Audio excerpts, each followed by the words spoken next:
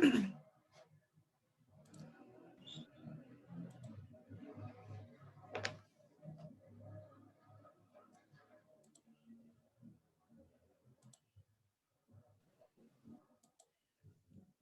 Lovely Raj Hingoria, Priyanka Chaudhary, Indira Chaudhary, Seema Chaudhary, Chanda Sharma, Annu Bunkar, Darshita Rana, Pinky Chaudhary, Rekha Chaudhary, Shubhi Joshi. Good morning ma'am. बड़ी बेटा अन्नू बुनकर बहुत दिनों बाद आई, आवाज सुनाई दे रही है ना बेटा सबको, है ना? Good morning all of you. Good morning ma'am. Good morning बेटा, गुड मॉर्निंग।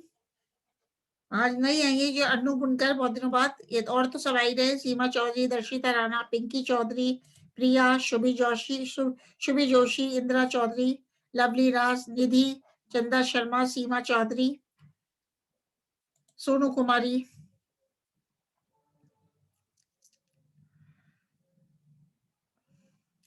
बेटा कल थोड़ी आए थे अन्नू बुनकर कल थोड़ी। अंजलि शर्मा। yes.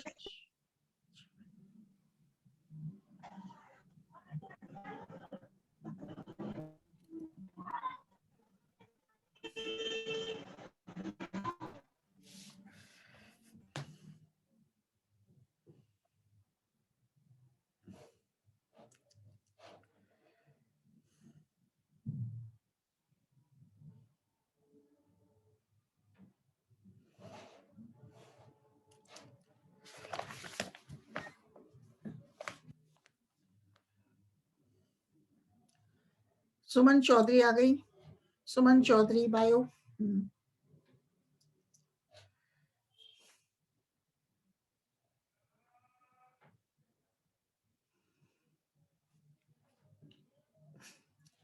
शुभी जोशी।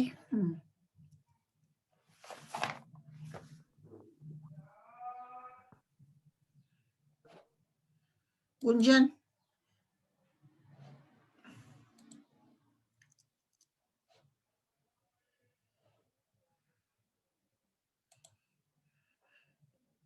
शुभी जोशी।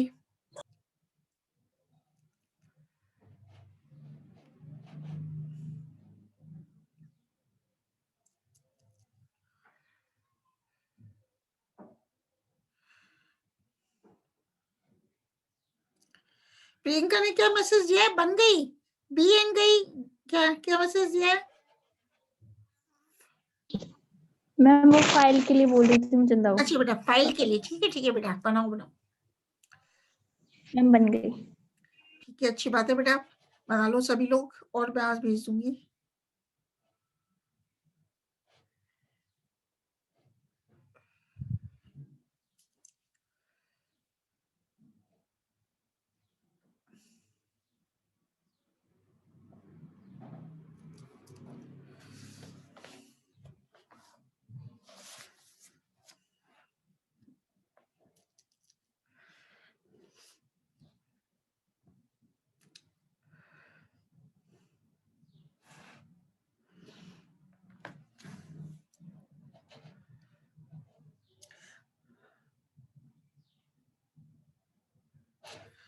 चंदा चलावरिया आ गई, चंदा चलावरिया।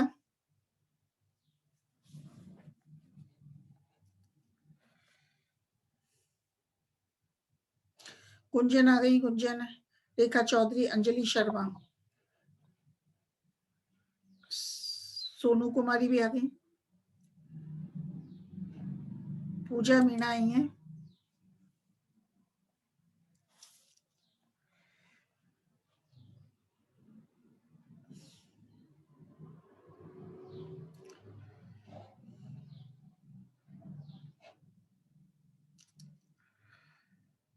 हाँ बेटा अपन ले रहे हैं प्ररोह तंत्र, द शूट सिस्टम। तो संवहनी पौधों में पादप शरीर, रूट सिस्टम एवं प्ररोह तंत्र शूट सिस्टम से मिलकर बना होता है। पौधे का वायवीय भाग, जिसमें तने के अतिरिक्त पत्तियां एवं पुष्प सम्मिलित होते हैं, शूट कहलाता है, प्ररोह कहलाता है। तो प्ररोह किसे कहते हैं? प्ररोह पौधे का वह वायवीय भाग होता है जिसमें तने के अतिरिक्त लीव्स एवं फ्लावर्स, लीव्स एवं पुष्प, फ्लावर्स भी सम्मिलित होते हैं। तो प्ररोह की सभी संरचनाएं जैसे कि पत्तियां, पुष्प, तने शूट एपिकल मेरिस्टम से विकसित होती हैं। तने का मुख्य कार्य जल एवं खाद्य पदार्थों के पौधे के ऊपरी भागों तक संवहन के अतिरिक्त पत्तियों, पुष्पों एवं फलों को यांत्रिक आधार, मैकेनिकल सपोर्ट प्रदान करने का होता है। अधिकांश वेस्कुलर प्लांट्स, अधिकांश संवहनी पौधों में तना इरेक्ट होता है, ऊर्ध्व होता है, लेकिन अनेक पौधों में तना दुर्बल, बिसर्पी, ट्रेलिंग, आरोही या रूपांतरित होकर भूमिगत हो सकता है। अनियन में एवं ऐसे ही कई उदाहरणों में, कई एग्जाम्पल्स में तना अपहिरासित हो जाता है, रिड्यूस्ड हो जाता है। बेटा अनेक वेस्कुलर प्लांट्स में तना कैसा होता है? इरेक्ट भी हो सकता है, ऊर्ध्व होता है, लेकिन अनेक पौधों में क्या अपन देखते हैं तो तना कैसा होता है? तना ट्रेलिंग भी हो सकता है, विसर्पी भी हो सकता है, तना स्टेम इज क्लाइंबिंग ऑल्सो, तना आरोही भी होता है, या तना रूपांतरित होकर भूमिगत भी हो सकता है। तो इस प्रकार अपन देखेंगे what are the salient features of the shoot. प्ररोह के प्रमुख लक्षण क्या क्या हैं? तो प्ररोह के कुछ विशिष्ट बाह्य एवं आंतरिक आकारिकी तथा शारीरिकी लक्षण है। पहला है प्ररोह का निर्माण, शूट का निर्माण सदैव कलिका से होता है, सदैव बड से होता है। प्ररोह मतलब शूट विशेषकर तना नेगेटिवली जियोट्रोपिक, ऋणात्मक गुरुत्वानुवर्ती होता है तथा पॉजिटिवली जियोट्रोपिक होता है, धनात्मक प्रकाश अनुवर्ती होता है। तो प्ररोह कैसा होता है? प्ररोह नेगेटिवली जियोट्रोपिक होता है, ऋणात्मक गुरुत्वानुवर्ती होता है तथा प्ररोह पॉजिटिवली जियोट्रोपिक होता है। तो तने पर पर्व एवं पर्व संधियां पाई जाती हैं। तने पर नोड्स एंड इंटरनोड्स पाई जाती हैं। प्रत्येक पर्व संधियों पर पत्तियां, कलिकाएं एवं कभी-कभी जड़ें भी उत्पन्न होती हैं। इनके गिर जाने या पृथक हो जाने पर तने पर इनके निशान रह जाते हैं।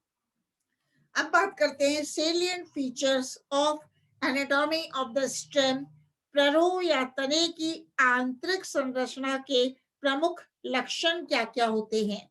पहला है तने की सबसे बाहरी परत एपिडर्मिस होती है जो पतली या मोटी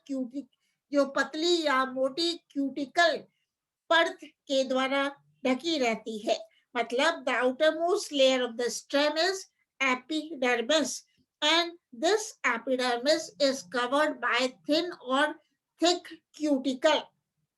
दूसरा है स्तंभ पर उपस्थित रोम। स्तंभ पर उपस्थित रोम ट्राइकोम्स बहुकोशिकीय होते हैं। मतलब the trichomes present on the stem are multicellular. इसी प्रकार एंडोडर्मिस तने में बलकुट की, कॉर्टेक्स की सबसे भीतरी परत होती है। इसमें जड़ की तरह कैस्पेरियन पट्टिकाएं कोशिकाओं की अरीय भित्तियों पर नहीं पाई जाती।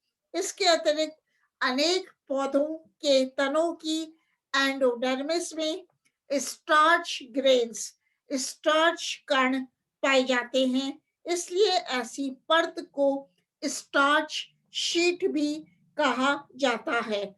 मतलब endodermis is also called as starch sheet because endodermis contains starch grains in abundant quantity.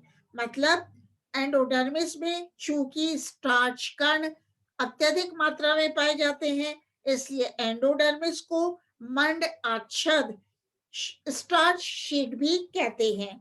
चौथा है स्तंभ की आंतरिक संरचना में संवहन बंडल संयुक्त समपार्श्वीय होते हैं। मतलब the vascular bundles are conjoined and collateral when we see the internal structure of the stem.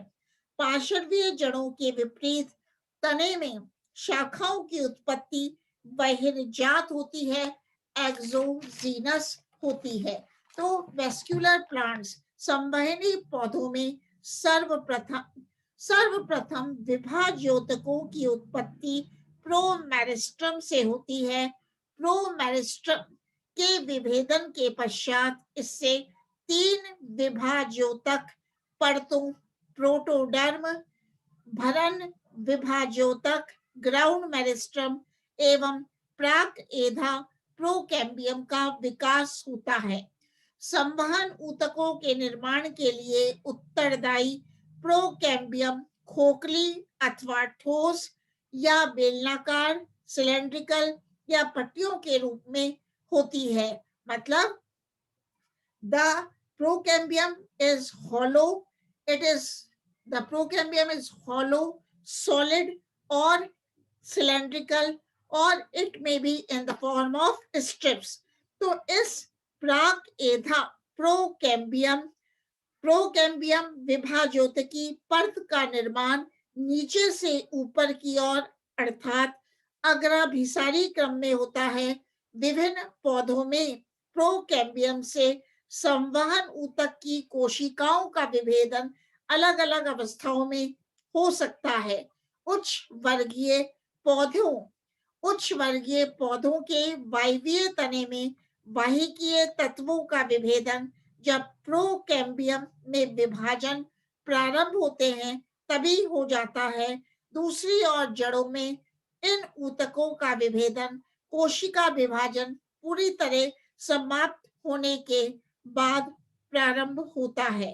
अब अपन बात करते हैं विभज्योतक मेरिस्टम। तो संवहनी पौधों के पादप शरीर में 2 प्रकार के ऊतक पाए जाते हैं।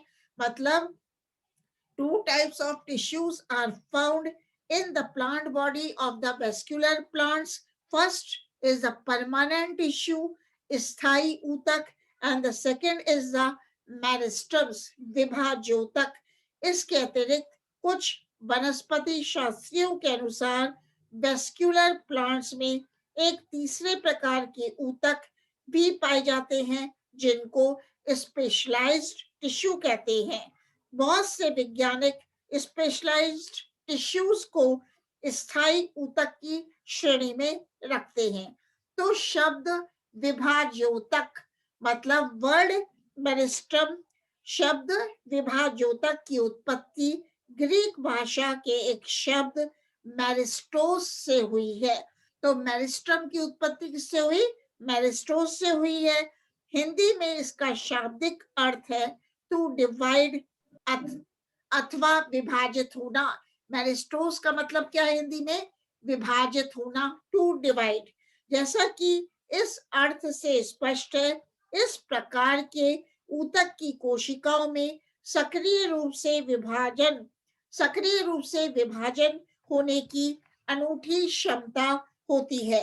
अतः विभाज्योतक को हम निम्न प्रकार से परिभाषित कर सकते हैं। मतलब what is meristem? Define meristem तो विशेष प्रकार की कोशिकाओं का समूह जिनमें सक्रिय रूप से विभाजित एवं पुनर्विभाजित होने की क्षमता होती है तथा जो पौधे की वृद्धि में महत्वपूर्ण योगदान देते हैं, उसे विभाज्योतक मेरिस्टम कहते हैं। मतलब मेरिस्टम किसे कहते हैं? ये क्या होते हैं? विशेष प्रकार की कोशिकाओं का समूह जिनमें सक्रिय रूप से विभाजन एवं पुनर्विभाजन होने की क्षमता होती है तथा जो पौधे की वृद्धि में महत्वपूर्ण योगदान देती हैं, उसे मेरिस्टम कहते हैं। तो चूंकि विभाजोतक कोशिकाएं जीवन पर्यंत बार बार विभाजित होकर नई संतति कोशिकाओं का निर्माण करती हैं, अतः इस महत्वपूर्ण कार्य के अनुरूप ही इनकी संरचना होती है। तो मेरिस्टेमेटिक सेल्स विभिन्न प्रकार की आकृतियों जैसे गोलाकार, अंडाकार या बहुकोणीय हो सकती है। मतलब meristematic cells may be spherical in shape or they may be oval in shape or they may be polygonal in shape। मतलब विभाजोतक कोशिकाओं की आकृति बेटा गोलाकार भी हो सकती है, अंडाकार भी हो सकती है और मेरिस्टेमेटिक सेल्स की आकृति बहुकोणीय पॉलीगोनल भी हो सकती है, परंतु इन मेरिस्टेमेटिक सेल्स की साइज छोटी होती है। मतलब the size of the meristematic cells is small। इनके बीच अंतर कोशिकीय स्थान नहीं पाए जाते। मतलब the meristematic cells are spherical and they may be oval and they do not have any intercellular spaces। मतलब मेरिस्टेमेटिक सेल्स के बीच अंतर कोशिकीय अवकाश नहीं पाए जाते। इनकी कोशिका भित्ति अत्यंत पतली होती है। मतलब जो मेरिस्टेमेटिक सेल्स है उनकी सेल वॉल थिन होती है, लेकिन इन मेरिस्टेमेटिक सेल्स में कोशिका द्रव्य गाढ़ा होता है। The cytoplasm is dense in the meristematic cells. तो इसके साथ ही कोशिका द्रव्य में रिक्तिकाएं लगभग नहीं पाई जाती। मतलब जो मेरिस्टेमेटिक सेल्स है उसका जो कोशिका द्रव्य है उसमें मतलब वैक्यूल्स नहीं पाए जाते तथा इनका केंद्रक बड़ा एवं सुस्पष्ट होता है। मतलब the meristematic cells have a large and distinct nucleus and the vacuoles are almost not found in the cytoplasm of the meristematic cells। इनमें का मतलब है मेरिस्टेमेटिक सेल्स में विभिन्न प्रकार के कोशिका उपांग उपस्थित होते हैं, परंतु हरित लवक नहीं पाए जाते क्योंकि इनके द्वारा प्रकाश संश्लेषण नहीं होता। मतलब in the meristematic cells many cell organelles are present but the chloroplasts are not found in the meristematic cells। अब अपन लेते हैं क्लासिफिकेशन ऑफ मेरिस्टम्स, विभाज्योतकों का वर्गीकरण। तो मेरिस्टेमेटिक सेल्स की विभिन्न विशेषताओं तथा प्रमुख लक्षणों के आधार पर जैसे इनकी उत्पत्ति, स्थिति, कोशिका विभाजन का तल तथा इनके कार्य के आधार पर वनस्पति शास्त्रियों के द्वारा इनके विविध वर्गीकरण प्रस्तुत किए गए हैं, जो कि निम्न प्रकार से हैं। मतलब पहला है classification of meristems on the basis of origin. उत्पत्ति के आधार पर विभाज्योतकों का वर्गीकरण। तो उत्पत्ति के आधार पर मेरिस्टम्स की विभाज्योतकों की दो श्रेणियां दी गई हैं। पहला है प्राइमरी मेरिस्टम, दूसरा है सेकेंडरी मेरिस्टम। मतलब on the basis of origin the meristems are classified as primary meristem प्राथमिक विभाज्योतक and secondary meristems द्वितीयक विभाज्योतक। पायल ने क्या मैसेज देख मैम कहा पायल राजी ने भेजा है। पायल राजी एंड रति छिपा की प्रेजेंट लगा देना। लगा दिए बेटा, पायल रे जाएगी, रति छिपा दिख ही रहे हो आप लोग। और सीमा चौधरी पूछ रही हैं मैम कहाँ पढ़ा रहे हो बेटा? ये है सीमा चौधरी शूट सिस्टम, आपका है प्ररोह तंत्र, जिसमें क्वेश्चन आता है सेकेंड यूनिट पे है बेटा। ठीक है, यस मैम, पता चल गया बेटा, है ना। अब है प्राइमरी मेरिस्टम्स। इस वर्गीकरण के अध्ययन से पूर्व यह जान लेना भी आवश्यक है कि विभाज्योतकों की कोशिकाएं एक अन्य प्रकार की छोटी छोटी कोशिकाओं से बनती हैं, जिन्हें प्राक विभाजोतक प्रोमेरिस्टम्स कहते हैं। इन कोशिकाओं को भ्रूणीय विभाजोतक या आद्यक कोशिकाएं या सत्य विभाजोतक भी कहते हैं। तो अपन बात करते हैं पहला प्राइमरी मेरिस्टम की, प्राथमिक विभाजोतक की। तो जैसा कि नाम है, प्राथमिक विभाजोतक कोशिकाएं पौधों की प्रारंभिक या शिशु अवस्था से ही पादप शरीर में विकसित हो जाती हैं। इनका परिवर्धन प्राक विभाजोतक कोशिकाओं से होता है। मतलब the primary meristem develop from the promeristem, तथा प्राथमिक विभाजोतक की सक्रियता के कारण प्राथमिक स्थायी ऊतक epidermis, primary xylem, primary phloem इत्यादि बनते हैं। मतलब due to the activity of the primary meristem, the permanent tissues such as epidermis, primary xylem and primary phloem are formed. प्राथमिक विभाजोतकी कोशिकाएं जीवन पर्यंत सक्रिय एवं विभाजनशील रहती हैं तथा ये पादप शरीर में जड़, तने या शाखाओं के अंतिम सिरों पर पर्णकलिका के आध्यकों के रूप में पाई जाती हैं। तो अग्रस्थ विभाजोतक कोशिकाएं प्राथमिक विभाजोतक प्रकृति की होती हैं। प्राथमिक विभाजोतक का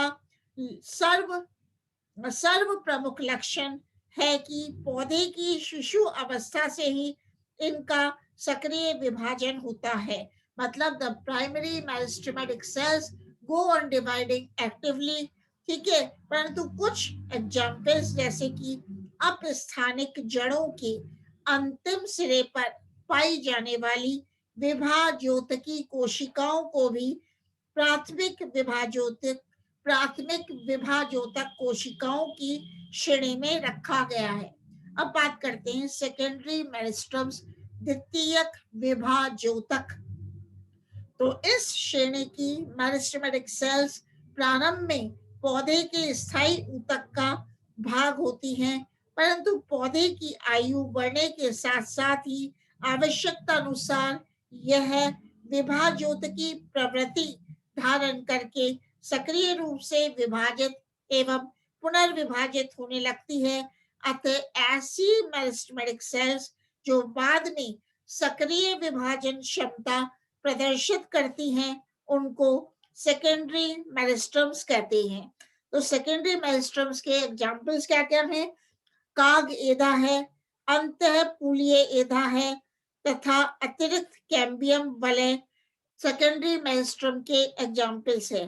तो सेकेंडरी फ्लोएम की सक्रियता से कॉर्क, बार्क, छाल, सेकेंडरी जाइलम, सेकेंडरी फ्लोएम तथा सेकेंडरी कॉर्टेक्स जैसे ऊतकों का निर्माण होता है। तो इस प्रकार हम बात करते हैं, ये तो था स्थिति के आधार पर विभाज्योतकों का वर्गीकरण। मतलब classification of meristem on the basis of location और पोजीशन। तो इस आधार पर विभाज्योतक कोशिकाओं को 3 श्रेणियों में विभेदित किया गया है। एक तो है बेटा एपिकल मेरिस्टम्स, अग्रस्थ विभाज्योतक।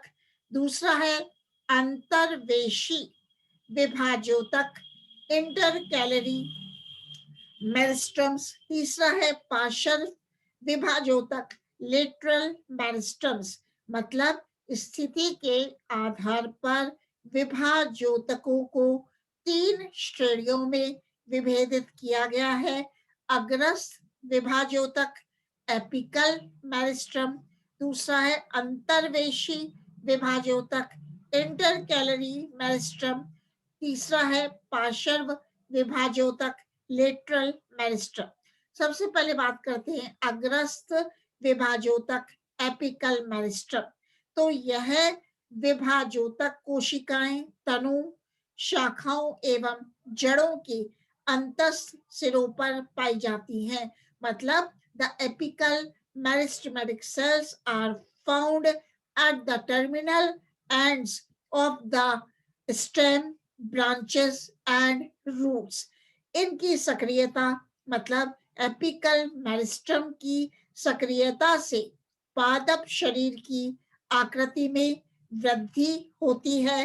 दूसरे शब्दों में हम ये कह सकते हैं कि पौधों की वृद्धि शीर्ष पर पाई जाने वाली विभाजोतक कोशिकाएं अग्रस्थ विभाजोतक या शीर्षस्थ विभाजोतक कहलाती हैं। मतलब पौधों की वृद्धि शीर्ष पर पाई जाने वाली मेरिस्टेमेटिक सेल्स अग्रस्थ विभाजोतक एपिकल मेरिस्टम या शीर्षस्थ विभाजोतक कहलाती हैं। अग्रस्थ सिरों पर जहां ये कोशिकाएं स्थित होती हैं उनको वृद्धि शीर्ष या बिंदु कहते हैं। तो अग्रस्थ विभाजोतक कोशिकाएं प्राथमिक विभाजोतक या प्राक विभाजोतक प्रकार की होती हैं। नेक्स्ट बात करते हैं इंटर कैलरी मेरिस्टम, अंतर्वेशी विभाजोतक। तो इस प्रकार की इंटर कैलरी मेरिस्टम्स, इस प्रकार की विभाजोतक कोशिकाएं पादप शरीर के मध्यस्थ भागों में या अंतस्थ सिरों से कुछ दूर होती हैं। इनकी सक्रियता के कारण तनों के पर्व की लंबाई में या पत्र आवरण की चौड़ाई में वृद्धि होती है। तो इस प्रकार की इंटरकैलरी मेरिस्टम्स घासों के पर्ण आधार पर तथा इक्यूसिटम की पर्व संधियों के आधारीय भाग पर पाई जाती हैं। मतलब intercalary meristems are also found on the basal part of the nodes of Equisetum. अनेक बॉटनिस्ट वनस्पति शास्त्रियों के अनुसार अंतर्वेशी विभाजोतक कोशिकाएं अग्रस्थ विभाजोतक का ही एक हिस्सा कहा जा सकता है, जो स्तंभ की लंबाई बढ़ने से तथा बीच में स्थायी ऊतक के आ जाने से इससे पृथक हो गया है। एक महान महिला बॉटनिस्ट वनस्पति शास्त्री कैथरीन इसाऊ के अनुसार अंतर्वेशी विभाजोतकों को अग्रस्थ विभाजोतक के साथ ही रखा गया है। मतलब according to the famous lady botanist Katherine Esau, the intercalary meristems are placed along with the apical meristems. अंतर्वेशी विभाजोतक की सक्रियता केवल कुछ ही समय के लिए रहती है तथा तने के पर्व की लंबाई में वृद्धि करने के बाद ये कुछ समय के बाद स्थायी ऊतकों का ही हिस्सा बन जाती है तथा इनकी सक्रियता समाप्त हो जाती है। अब बात करते हैं लेटरल मेरिस्टम्स, पार्श्व विभाजोतक। तो जैसा कि नाम से स्पष्ट है, यह मेरिस्टम पार्श्व विभाजोतक कोशिकाएं, यह विभाजोतक कोशिकाएं पौधे की पार्श्वीय स्थिति में पाई जाती हैं। मतलब lateral meristems are found on the lateral side of the stem तथा इनकी सक्रियता के कारण, मतलब लेटरल मेरिस्टम्स की सक्रियता के कारण पौधे के आयतन व मोटाई विशेषकर तने के घेरे में बढ़ोतरी होती है। तो लेटरल मेरिस्टम्स क्या करती हैं? लेटरल मेरिस्टम्स की सक्रियता के कारण पौधे के आयतन में बढ़ोतरी होती है व विशेषकर तने के घेरे में भी बढ़ोतरी होती है। तो लेटरल मेरिस्टम्स की कोशिकाएं केवल परिणतिक रूप से या स्पर्श रेखीय तल में विभाजित होती है। अंतःपूलीय एधा या द्वितीयक कैम्बियम, अंतःपूलीय एधा या द्वितीयक कैम्बियम तथा कॉर्क कैम्बियम इस प्रकार के विभजोतक के उदाहरण हैं। तो what are the examples of lateral meristems? ये है अंतःपूलीय एधा तथा सेकेंडरी कैम्बियम व कॉर्क कैम्बियम लेटरल मेरिस्टम्स के एग्जाम्पल्स हैं। तो इनकी सक्रियता के कारण, क्योंकि पौधे की मोटाई में वृद्धि होती है, पौधे की मोटाई में वृद्धि होती है, इसलिए ये कहा जा सकता है कि ये विभाजोतक द्वितीयक वृद्धि का कार्य करते हैं। मतलब lateral meristems help in the secondary growth of the plant. इसके साथ ही यह उल्लेख कर देना भी आवश्यक है कि पार्श्व विभाजोतक उत्पत्ति के आधार पर द्वितीयक विभाजोतकों की श्रेणी में रखे जा सकते हैं। कोशिका विभाजन तल के आधार पर विभाजोतकों का वर्गीकरण। अब है अन्य कोशिकाओं की तरह विभाजोतक कोशिकाएं भी विभिन्न तलों में विभाजित हो सकती हैं, जैसे कि जो मेरिस्टेमेटिक सेल्स है अनुप्रस्थ रूप से भी डिवाइड होती है, अनुप्रस्थ तल में विभाजित हो सकती हैं, लंबवत भी विभाजित हो सकती हैं, तिर्यक, परिणतिक व अपनतिक रूप से भी विभाजित हो सकती हैं। तो कोशिका विभाजन के आधार पर कोशिकाओं को निम्न श्रेणियों में विभेदित किया गया है। एक तो है मास और ब्लॉक मेरिस्टम, संहति विभाजोतक। दूसरा है प्लेट मेरिस्टम, पट्टिका विभाजोतक। तीसरा है रिब और फाइल मेरिस्टम, शिरा विभाजोतक। ठीक है, तो मास और ब्लॉक मेरिस्टम क्या है? संहति विभाजोतक। इस प्रकार की विभाजोतक कोशिकाएं सभी तलों में या विविध प्रकार से विभाजित हो सकती हैं। कोशिका विभाजोतकों की सक्रियता के कारण पादप शरीर या पादप अंगों के आयतन में बढ़ोतरी होती है। विभिन्न बहुकोशिकीय संरचनाएं जैसे भ्रूणपोष, एंडोस्पर्म तथा मज्जा इत्यादि सहती विभाजोतक मास और ब्लॉक मेरिस्टम की क्रियाशीलता के कारण ही बनते हैं। दूसरा है प्लेट मेरिस्टम, पट्टिका विभाजोतक। तो इस प्रकार की विभाजोतकी कोशिकाएं अपनतिक रूप से दो तलों में विभाजित होती है, अपनतिक रूप से दो तलों में विभाजित होती है तथा पट्टिका जैसी संरचना बनाती है। पट्टिका विभाजोतक के द्वारा पौधों में बाह्य त्वचा तथा पर्ण फलक जैसी चपटी संरचनाओं का निर्माण होता है। नेक्स्ट है शिरा विभाजोतक, रिब और फाइल मेरिस्टम। तो यह विभाजोतक कोशिकाएं अपनतिक रूप से केवल एक ही तल में अर्थात अनुप्रस्थ या लंबवत रूप से ही विभाजित हो सकती हैं। इसके परिणाम स्वरूप कोशिकाओं की एक पंक्ति बनती है। तो तंतुकीय शैवालों में एक पंक्तिक तंतुओं का निर्माण जड़ व तने के बलकुट तथा कभी-कभी मज्जा इन कोशिका के द्वारा ही बनते हैं। तो इस तरह से अपन ने देखा कि